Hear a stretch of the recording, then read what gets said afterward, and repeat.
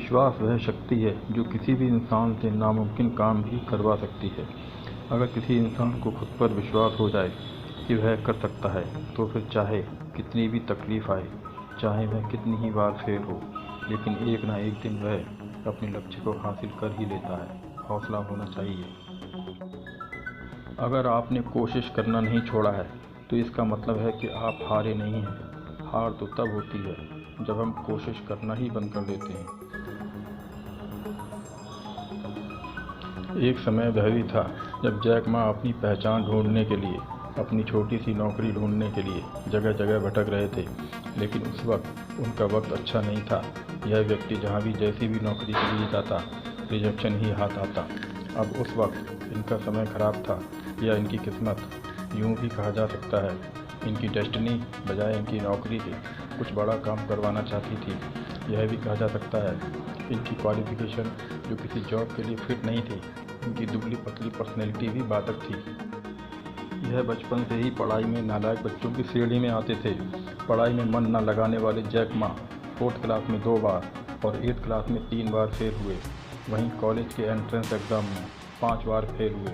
इन्होंने फेल्योर में भी फेल होने का रिकॉर्ड कायम किया।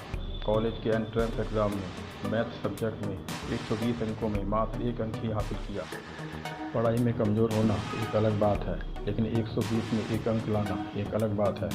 यानी कि एक टेक कंपनी अलीबाबा के फाउंडर का मैथ थोड़ा नहीं, बहुत ही वीक था।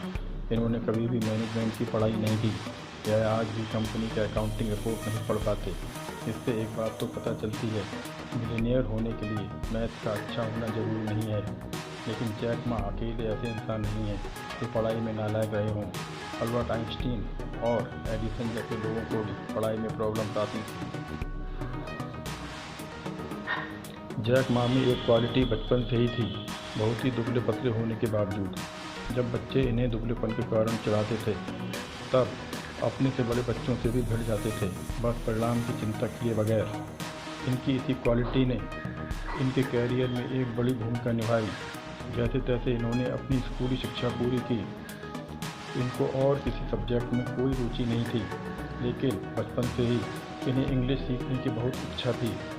इन्होंने इंग्लिश सीखने की इच्छा के चलते हुए अपनी पढ़ाई के साथ साथ टूरिस्ट गाइड का भी काम किया, जिसके लिए वह हिमताना नहीं लेते थे। बस बदले में विदेशी लोगों से इंग्लिश सीखना इनका एकमात्र लक्ष्य था। ऐसा लगभग 8 साल तक करते रहे, जिसके कारण इंग्लिश में काफ़ी अच्छी पकड़ बन गई। शायद इनके जीवन की यही सबसे बड़ी एक उपलब्धि भी थी।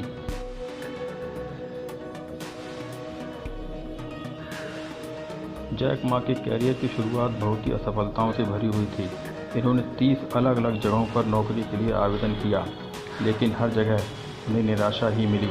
इसी दौरान वह एक बार KFC में भी नौकरी के लिए गए। उस वक्त KFC चीन में पहली बार आया था, जिसमें 24 लोगों ने आवेदन किया था। उनमें से 30 लोग तो सेलेक्ट हो गए, लेकिन जैक मा ही अकेले थे जिनका सिलेक्शन नहीं हुआ। इसके बाद जैक पुलिस में भर्ती होने के लिए भी गए, जहाँ 4 लोगों को सेलेक्ट कर लिया गया। इन्हें यह कहकर लौटा दिया गया कि तुम इस नौकरी के लिए ठीक नहीं हो। जैक की शुरुआत से ही इंग्लिश अच्छी थी, जिसके कारण एक कॉलेज में उन्हें लेक्चरर के पद पर रख लिया गया।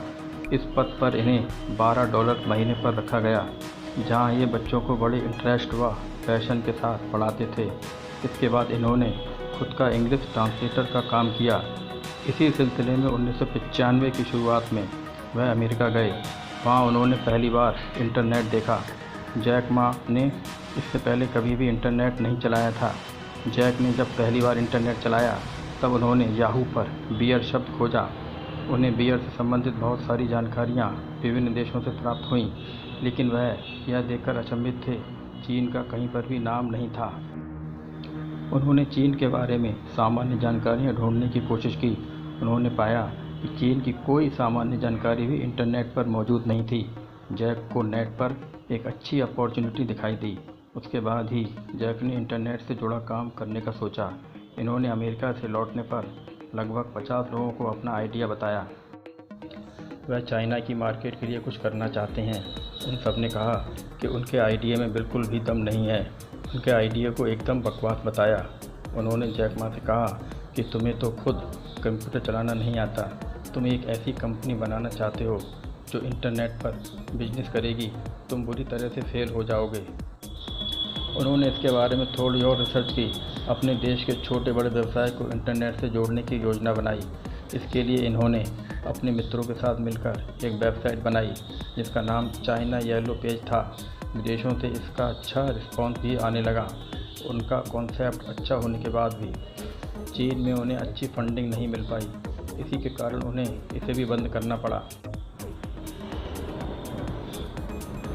इतनी असफलताओं का सामना करने के बाद शायद ही कोई होगा जो आगे कुछ नया करना चाहेगा, लेकिन जैक मा ने अपनी पत्नी और 20 अन्य लोगों के साथ मिलकर उन्होंने 1999 में फिर से एक नई वेबसाइट बनाई जिसका नाम alibaba.com था। ये एक ऑनलाइन B2B प्लेटफॉर्म था। इसमें भी उन्हें शुरुआती दौर में कुछ समस्याओं का सामना करना पड़ा। अलीबाबा का काम किसी न किसी तरह शुरू तो हो गया, लेकिन इसे बड़ा बनाने के लिए उनके पास अधिक फंड नहीं था। यहाँ तक कि वह फंड के लिए सिलिकॉन वैली भी गए। वहाँ किसी को भी इनका आइडिया पसंद नहीं आया। फेलियर चाहे कितनी बार क्यों ना हो, लेकिन अपनी जिद और निरंतरता के चलते आपके सपने एक दिन ज़रूर पूरे होंगे। लेकिन बाद में सॉफ्टबैंक ने एक बड़ा निवेश किया। इसके बाद 1 साल में ही अलीबाबा प्रॉफिट में आ गई। इसके बाद फिर कभी पीछे मुड़कर नहीं देखा।